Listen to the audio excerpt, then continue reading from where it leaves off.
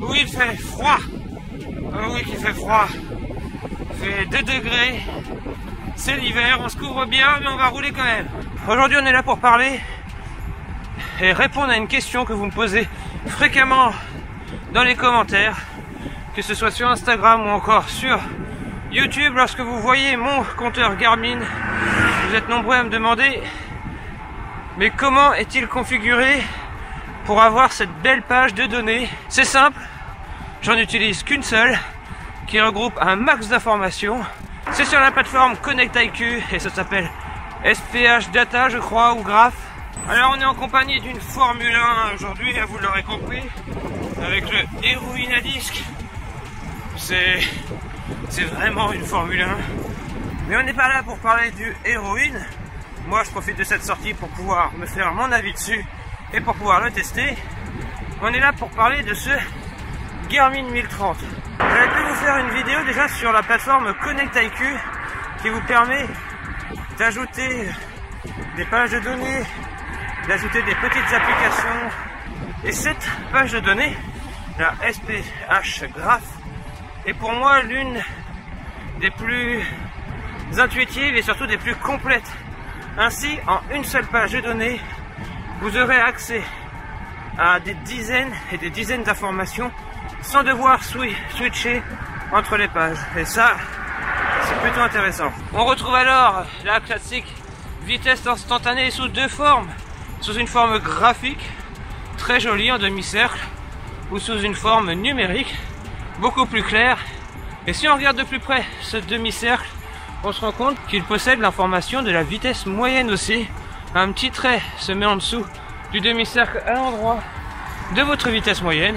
On retrouve alors ensuite le chrono, chose classique. Et regardez ce que je vois là.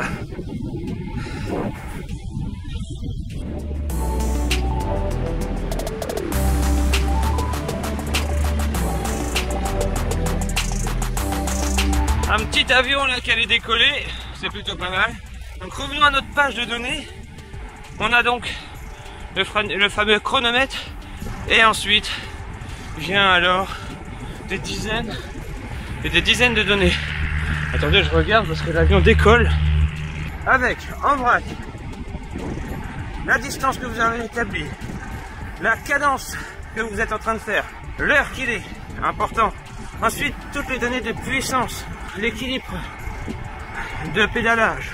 On a la puissance instantanée glissée sur 3 secondes. On a la puissance moyenne que l'on a développée. Et ensuite, lorsque l'on descend, on a l'air encore plein d'autres informations.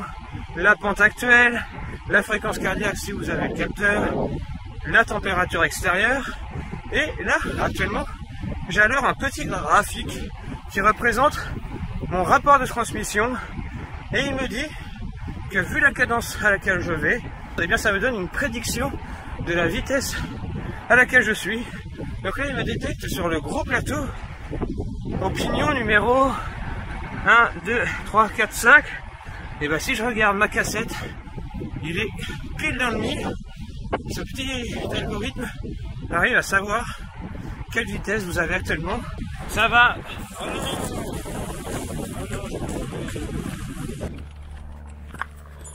Bon bah en pleine vidéo, vous savez quoi les amis? J'ai crevé.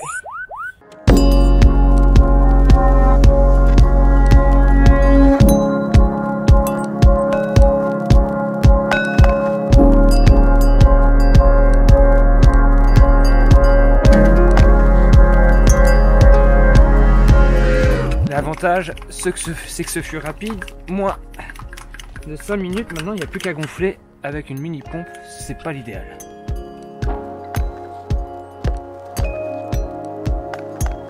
Bon bah voilà, c'est réparé. Nous, ce qu'on va faire, c'est qu'on va se rentrer parce que j'ai plus du tout de chambre à air en cas de deuxième crevaison. Et on va finir de vous expliquer mon écran de données. Et finalement, chez moi, je crois, parce que là, ça va vraiment être trop dangereux de rouler avec 0 chambre à air de secours vu l'état des routes.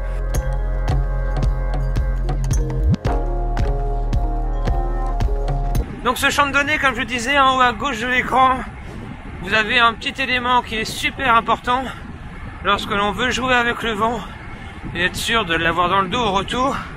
c'est le cap. On a alors le nord qui est pointé en permanence.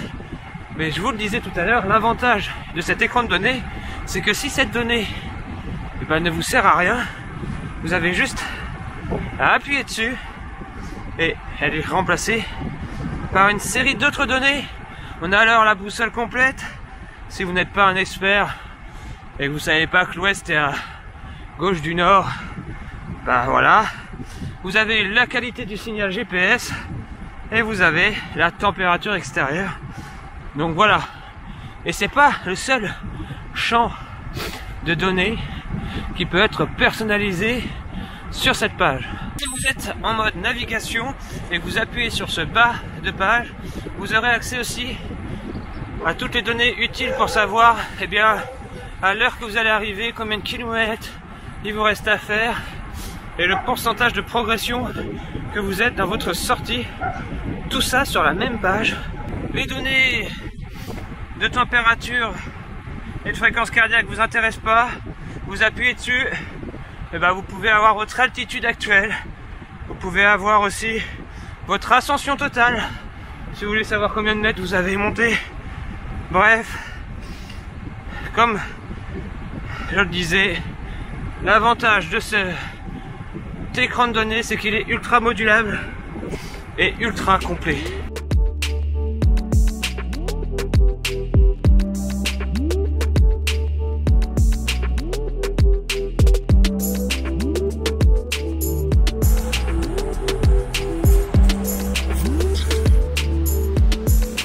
Rentre chez toi. T'habites où?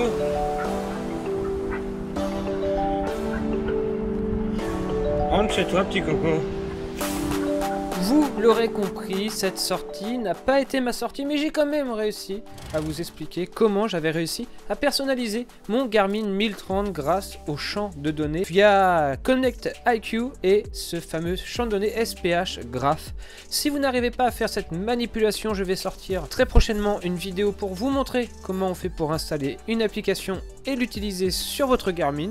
Et moi, il est temps de rentrer car avec toutes ces péripéties là que je viens d'avoir, une crevaison, un chien sur la route, bref, là, il est vraiment temps de rentrer pour moi. J'espère que vous aurez aimé cette petite vidéo à la cool où je vous parle un peu de mon quotidien de cycliste. Et pour le coup, vous avez vécu mon quotidien de cycliste et cette fois-ci, c'était la crevaison. On se dit à très vite pour de prochaines vidéos en 2019, dont les fameuses vidéos sur ce Héroïne que vraiment j'apprécie tout particulièrement, un vrai vélo qui dynamite vos sorties. Allez, on se dit à très bientôt. Ciao tout le monde!